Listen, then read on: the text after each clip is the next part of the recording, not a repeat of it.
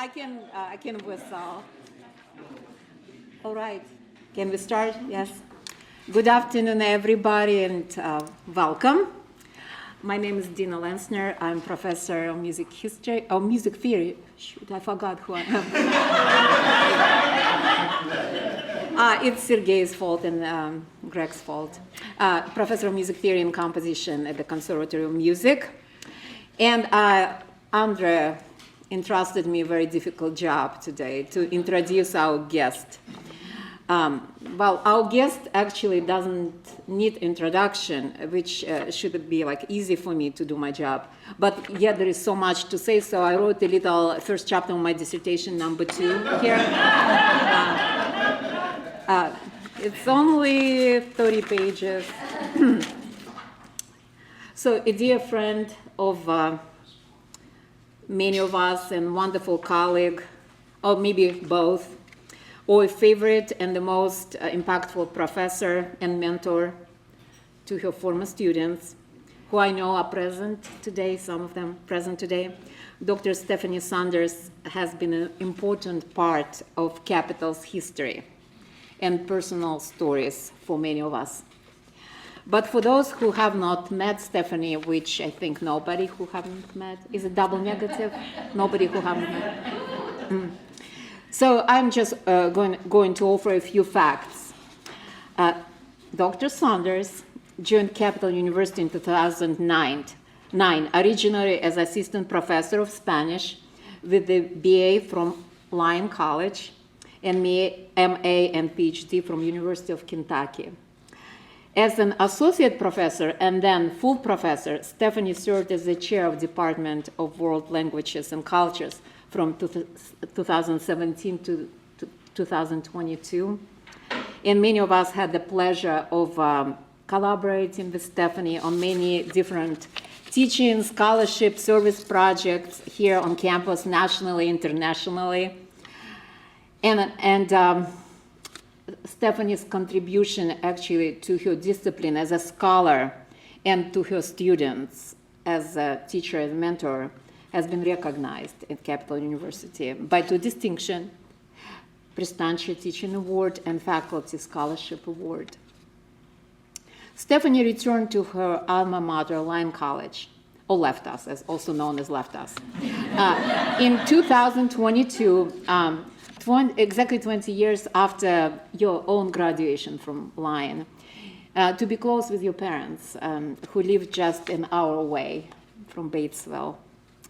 At Lyon, Stephanie is Associate Professor of Spanish and Director of Honors Fellows Program, and she has already been recognized at Lyon College for her excellence, receiving several awards for distinguished teaching and service to the Lyon community. Stephanie is a recognized scholar in Hispanic and Latin American literary studies with a unique angle that integrates fashion and gender as phenomena, as production, as negotiation, as presentation, and as cultural identity in works of Latin American and Spanish writers. Stephanie is author of the book Fashion, Gender, and Agency in Latin American and Spanish Literature that came out in 2021, and we celebrated it here at Capital at your scholarship award talk, right? And Stephanie is co-editor of the new Latin American fashion reader that just came out from Bloomsbury recently in 2025, right, at the end. And Stephanie is author of a children's book, Fabio the Fabulous, that she published in 2023. And it was based on Stephanie's beloved dog, Fabia, who goes through, the adventures and teaches children a lot, yes. First historical novel book, Covered Buttons, released on April 7th, just a few weeks ago, is Stephanie's labor of love. So please join me in welcoming back to Capital University our friend and colleague and mentor, Dr. Stephanie Saunders.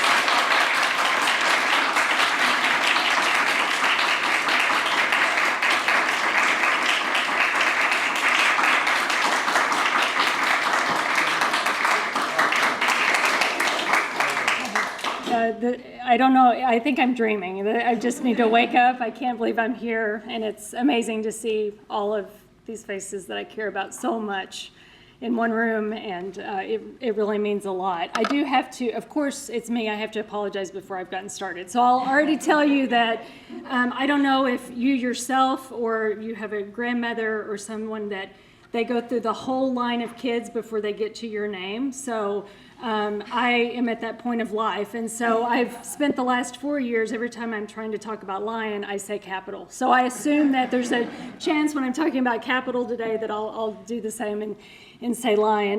This project, it only took 13 years, and so when I think about that, like kindergarten to graduating, that span, it's like, whoa. But it was very much of learning a new skill for me and applying really what the liberal arts education, I think, is all about, of trying to tap into that multidisciplinary, reserve that we have. And so capital is mentioned in several places in the acknowledgments, and many of you that didn't, let me give up over the many rejections and twists and turns. So I'm really grateful. So covered buttons, this is the cover of this novel is actually a picture of my grandmother. The novel is not her life, but it is published with Mercer University Press. It's a coming-of-age novel, a bildungsroman, that tells the story of 17-year-old Thea that is growing up in the foothills of the Ozark Mountains. She's graduated from 8th grade, the highest level that she could in her region at that time. Her mother passed away in childbirth, and she's helping her father raise her 2-year-old brother. And so the question is, what's next? Her father's a bit of an unusual character in the sense that he doesn't expect for her life to just be about raising the child, but he wants her to be able to spread her wings, but what does that mean?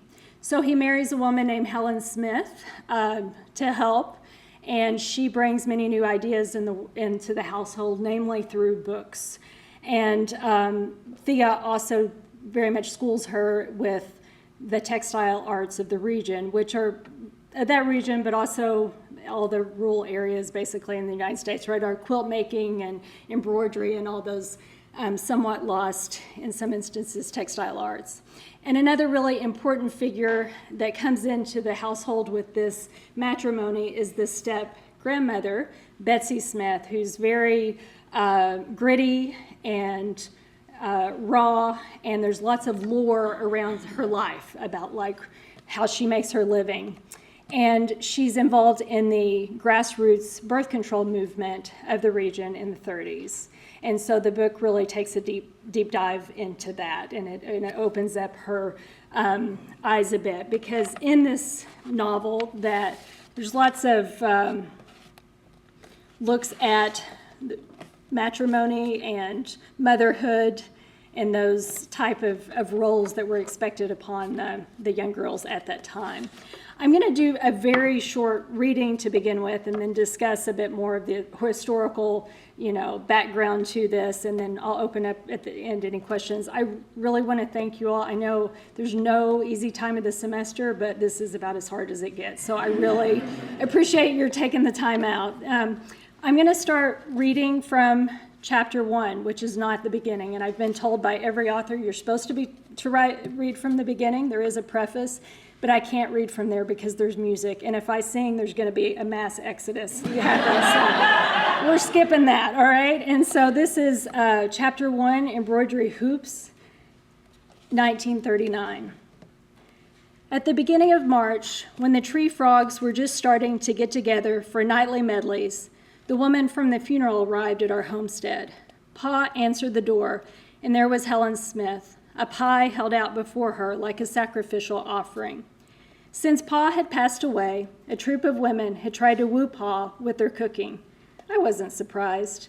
Maybe I was biased, but in his early 40s, Pa's black hair and clear green eyes stood out in the crowd.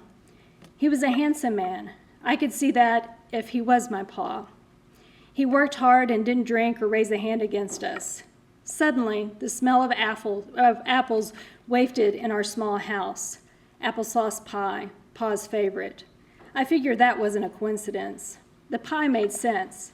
What surprised me was that, as far as I knew, Helen came all the way to our house without an invitation. That was bold. "Morning, Helen. Can I help you?" Pa asked, sounding surprised as well. His tone broke my wandering thoughts. "I brought you a pie," Helen said. Pa looked down at the pie nestled in a freshly bleached and ironed dish towel in Helen's hands, with an expression like he hadn't noticed it before. The towel's embroidery stitches caught my eye, blue back stitch of a bouquet of flowers in an angular vase. Flowers again. The stitches, a simple outline, uncommitted and lonesome, were not how I would have done them, nor Ma either. We would have filled out the whole scene with a satin stitch, making it vibrant and lush. It looked rushed and half done, though I was getting the sense that this was Helen. Her hair was the same, crawling out of her loose bun, just as it had that humid August day at Mrs. Hatman's funeral. "You sure did," Pa said as he took the pie from her. "Come on in here, Helen, and Thea, put on some coffee." I dried my hands on my apron and walked to the cook stove. Out of the corner of my eye, an unfamiliar scene unfolded. Pa was fixated on Helen, as he hadn't been on any woman since Pa died. In the last few months, a sense of urgency had come over Pa. He thought he needed a wife, even if he did not necessarily want one. "Your Ma was a fine woman, best there was. Won't ever find any better. But everyone knows you won't get married until I do, until some woman will take over and raise Jacob." How many times had he said that to me? After Ma died, my oldest brother Peter ran off in the night. Plum disappeared, except for the red button from Ma's favorite dress that he left on my pillow, a sign of something, but I wasn't sure of what. I always told Pa I wouldn't do the same. That was the problem, he would say. He didn't want life to pass me by on account of him. Pa might have resembled most men in our community on how he tucked his shirt in tightly when he worked, or how he preferred his meals simple. But when it came to how he saw me, I knew he was as different as he could be. Most fathers wouldn't have cared if their daughters served them. They would have thought it a daughter's duty, maybe even a girl's reason for being born, but not Pa. Pa nodded towards the dining table. "Have a seat." While I made the coffee, they waited at the table, Pa studying Helen as she fidgeted in her chair. There was such an overwhelming silence that every noise I made rang loud and clumsy. Coffee beans grinding, pots clanging, mugs clicking, water boiling.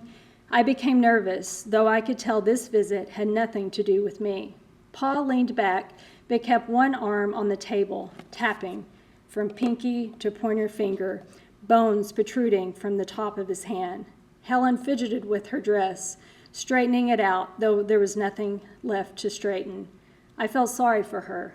Pa's gesture unnerved a person, even if they had nothing to hide. That's the little pregnant there.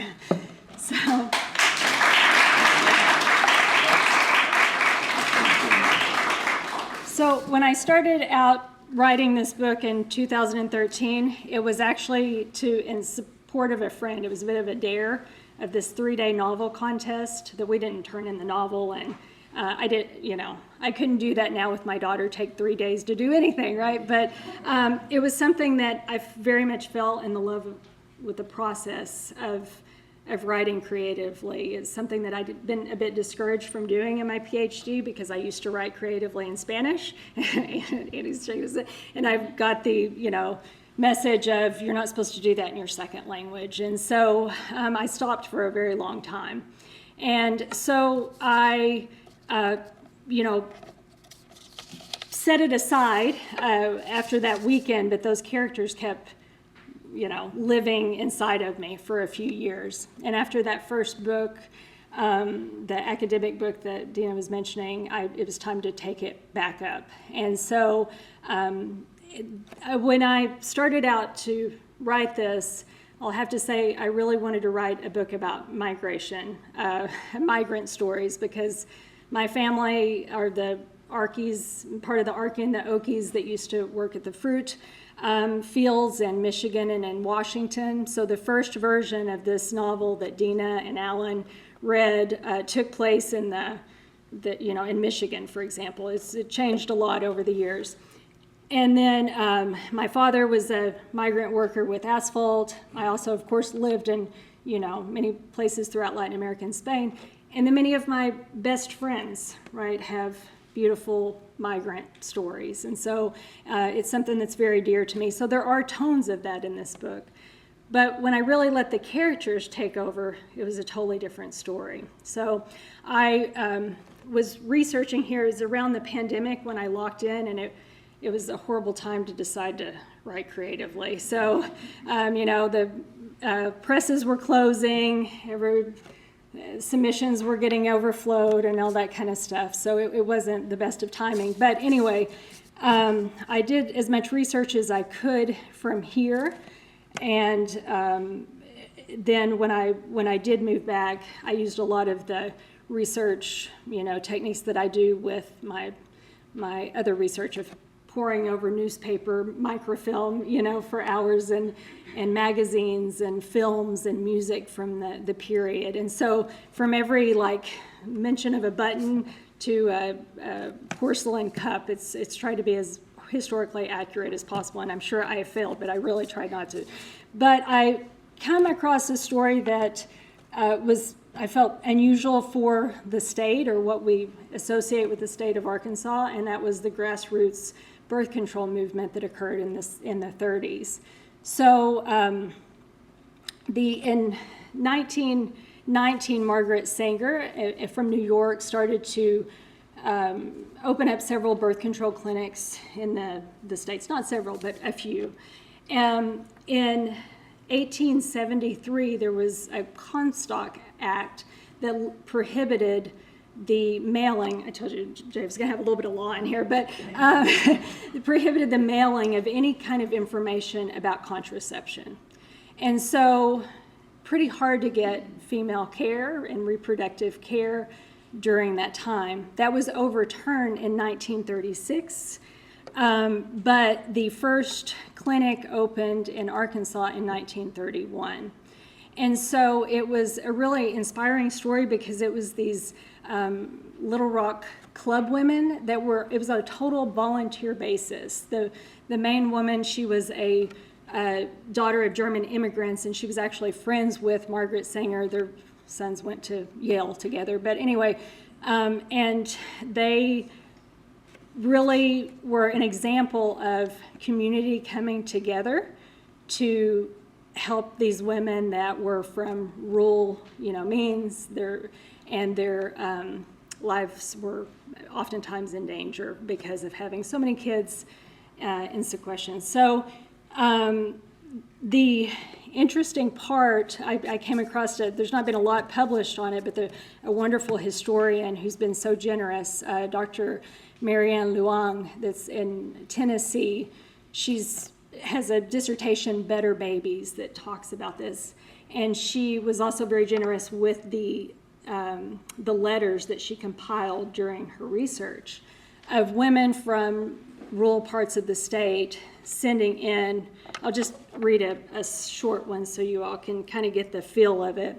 But they were getting all these letters, lots of grammar mistakes, spelling mistakes scratched out on all kinds of things. I'm appealing to you to give me information concerning birth control. We're terribly poor. We have 4 children, oldest 8.5 years, baby 12 months. I live in terror that I will become pregnant again. I honestly do believe I will die if I give birth again. We don't have enough to eat, never have milk. Life's just a dull, drab ache of fear. My husband is now a WPA worker, and he has no work for 1.5 years. He only's drawn 1 WPA check. Will you please tell me where, if possible, I can buy whatever contraceptives that are safe and how much they cost? My doctor says he does not know. I do not think it's fair to all concerned to have more children. So countless letters like that. And so in my mind, I was thinking, like I said, this is not the story of my grandmother's life, but there were stories that were inspired by the stories that she would tell me. I didn't grow up with very many books, and I would sit for hours and have her retelling me these stories of, having graduated from 8th grade and those kinds of things. And every time I would ask something why was this way? And she'd say, that's just the way it was done. You just didn't question things. And there was so much taboo nature around pregnancy and women's bodies, lots of surprises for young girls when they were going through different times of their life. And so the big what if in my mind when I was writing is I was thinking about my grandmother's life, who, her father drove mules. He didn't drive a vehicle. Little Rock, where this clinic was 3 hours away. So how did the women get to the clinic, right? And how did they even hear about it? And so with that, this very spunky, gritty character, Betsy, the step-grandmother, came into existence. It almost has like a bit of an Underground Railroad type situation with helping women and transporting them to the clinic. Betsy almost took over the whole book. And this was like the fascinating thing that when I was an undergraduate, and I remember being in a Spanish literature class, and we were reading a book from Unamuno. Anyway, I won't bore with the details, but in the novel from the early 20th century, the character is arguing with the author, saying, I'm more real than you are, right? And I thought, oh, that's so clever. And I didn't realize it was true. And so it was like really a wonderful experience, to get to have. Again, my students while I was here have countlessly supported me in the discussions we have. I'm scared to even say names because I'm gonna leave people off, but Greg talked me off ledges, and so did Alan and Dina, Melissa, so much support, and Andrea, thank you always, of course. I was really fortunate when I came here in 2009 because I had 3 women that in a department that I landed into. It was kind of next level. My job interview was when I met Maria Jose at the sign, and she comes over and gives me a bear hug. Who gets that for an interview? And then, so it was a really, really special place. But this is my contribution to the creative world. It's something that has woken something up in me that I'm really glad to have, because it's given me a new kind of zeal, and that I really am grateful. And I'm grateful that when I had the discussions here with people like Greg and Angela, they never made me feel less, like, oh, you don't have your MFA, and so when I've talked to people elsewhere, they've thought, oh gosh, everybody was so snooty in my department. I was like, it wasn't that way, they were always like, go for it, and so I'm really, really grateful for that. But I'll just open for a bit of questions, and then I've got some books if you would like to have one. I'm happy to sign, but.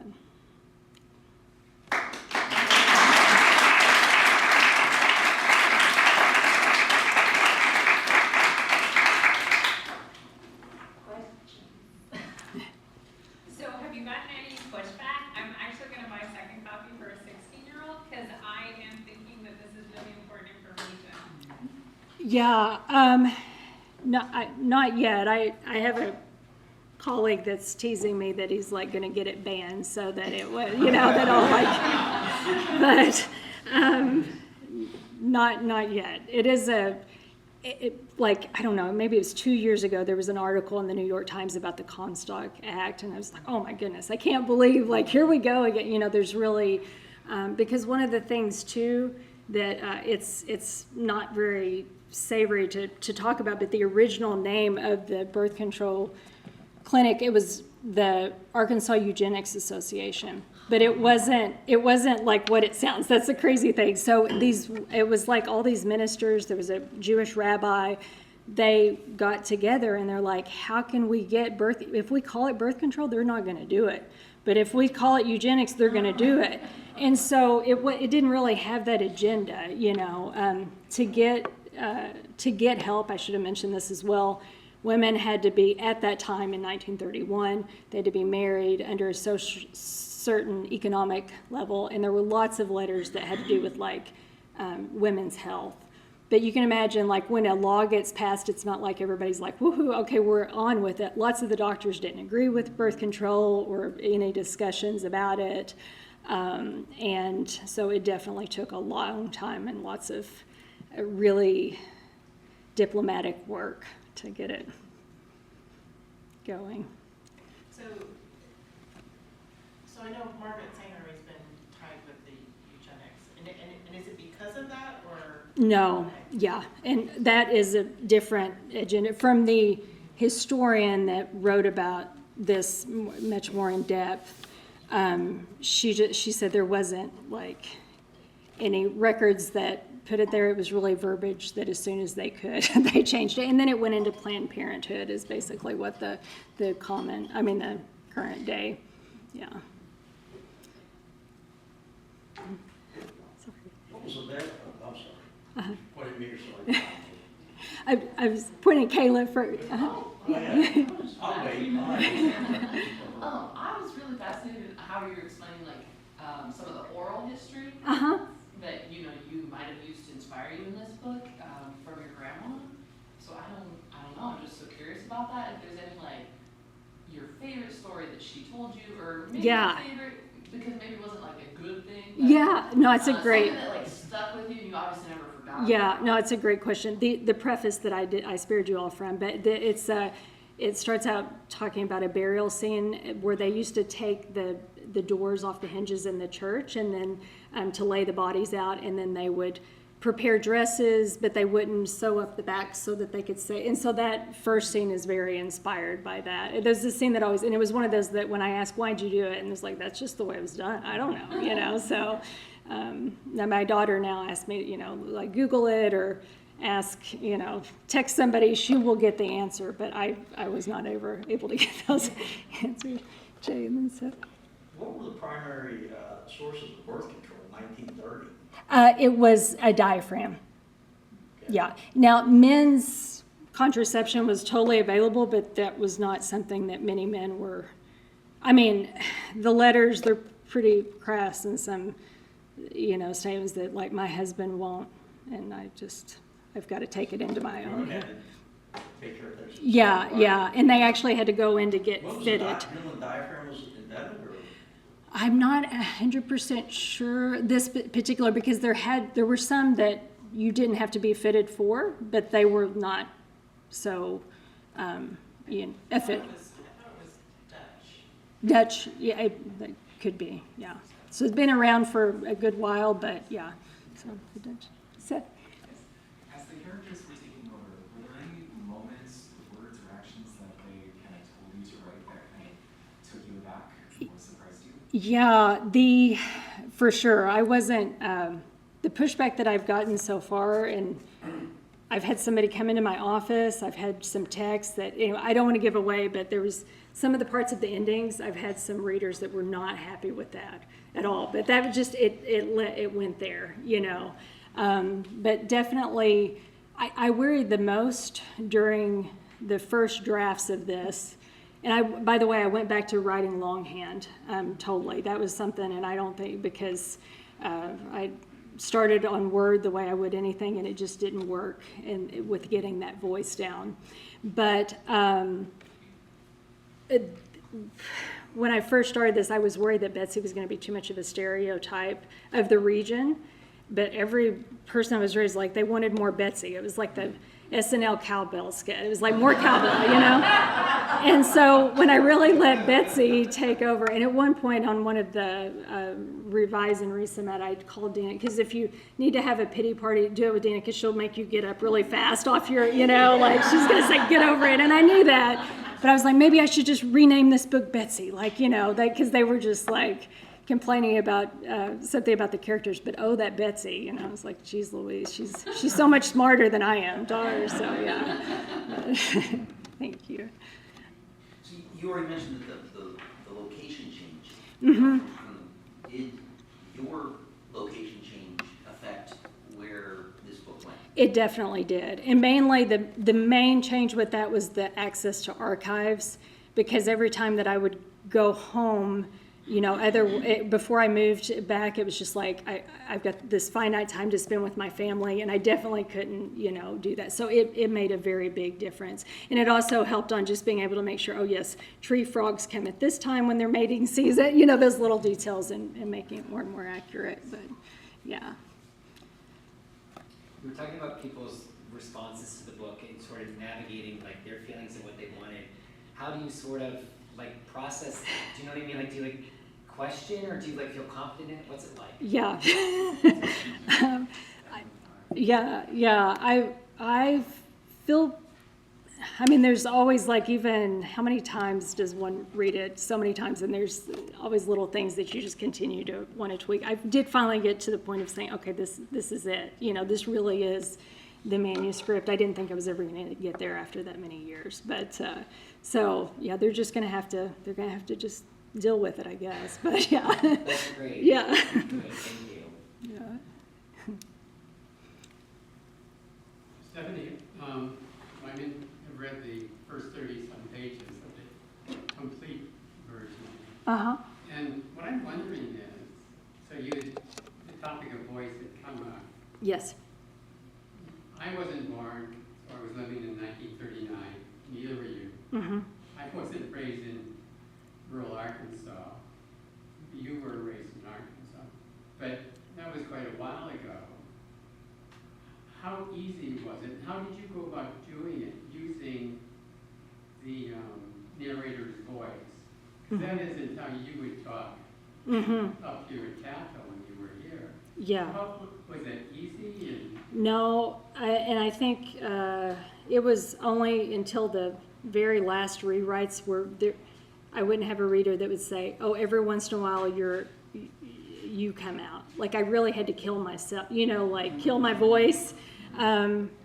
Especially like, for example, in one edition, one of the editors was like, I had to look up this word. In other words, take it out. Like there's no way that Thea would be using that, So I think the more that, again, the inspiration of historical documents and getting that voice and that place and time really helped. I could definitely shut my eyes and hear my grandmother and her diction, but I also did try not to go overboard with dialect. I smoothed that out as it went along. That was just a aesthetic choice, but I know for readability, I think more than anything.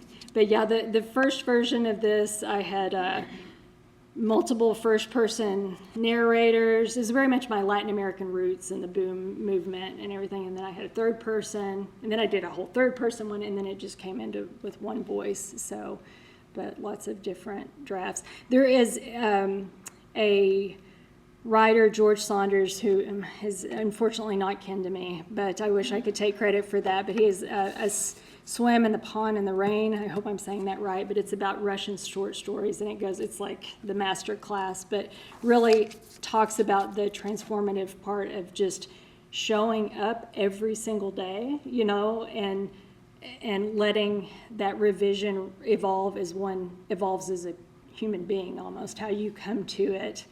And so I found that really inspiring and freeing, that you really do just slop something down at the beginning, get it out, and then you've got all the time in the world to polish it and allow it to have its voice. So, I want to risk. Oh. Stephanie, could you tell us, first of all, when do you have time to write? And second, what's next? Okay. Yes. So I often, as far as the finding time to write from scratch, it's at usually about 5 in the morning, sometimes earlier, but before daughter gets up and just some black coffee. And the revision process is while she's watching I Love Lucy or something, and I can do without quite as much, silence.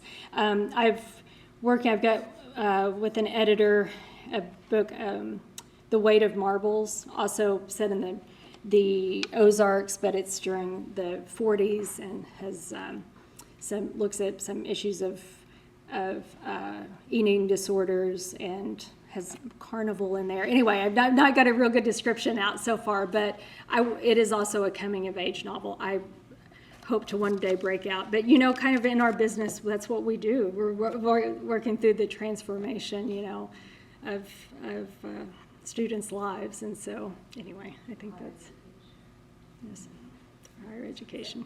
Other question? I think I have one more, if that's okay. Yes. I don't know really anything about the Ozark region, and so, I mean, again, I'm only like a chapter in, but I'm really excited to read the rest and see kind of like how that differs from, I don't know, for example, the Midwest. Yeah. But even if you could just, maybe not in this time period, obviously, but in your experience, like, what would you say, like, Yeah, culturally? that's such a differences, great or- question. It's, you know, it's really depicted in all the stereotype ways. I mean, even the Ozarks, like, I don't know if you all have seen it, but it's not real great for the Ozark people, and it's also not great for Hispanics. Like, it's not a good look, right? So lots of stereotypes for sure. But I think there's going to be a lot of commonalities that you all feel with your grandmothers, you know, as far as like the sewing and the quilt making, pie making, all those kinds of arts. That this region is it's called the Ozark Mountains. I live near the Andes, so I would not call them mountains, but they are very large hills. And it's quite beautiful and lush. It's not very hospitable land. And so there were lots of like these, you know, stubborn Irish, Scottish, German immigrants that came in and you know, farmed that part.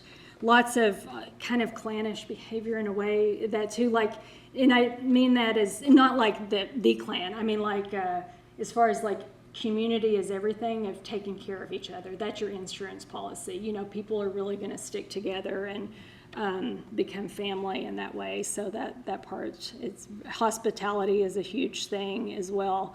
One more small anecdote, but when I was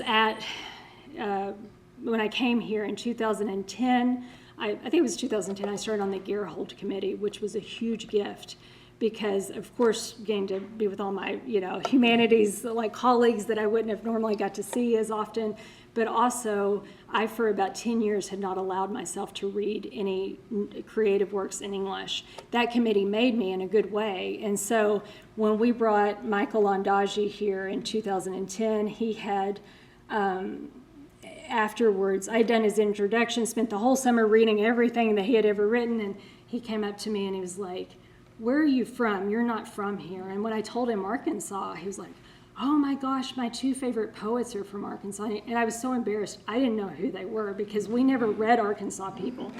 But, you know, the truth is that there's more poetry in the state than there is novels, and that was something too I just really wanted. It sounds really pretentious, and I hope it doesn't, but I wanted to roll up my sleeves and give especially young females, like, you read that this is like your roots, and also you can do this, you know. So anyway, but. So what was your like main drive behind writing it? Was it more like your grandma? Was it like a personal experience? Yeah, I've always loved to write creatively, but I think now I keep better records since I do it longhand when I actually started, but it was around the time of her death that I did pick this back up a lot. So, that was also just a really beautiful experience and a way to be very close with her, even though, again, this is not her story, but, you know, yeah. So. But, yeah. I want to respect your all's time because I know, but thank you so much for being here.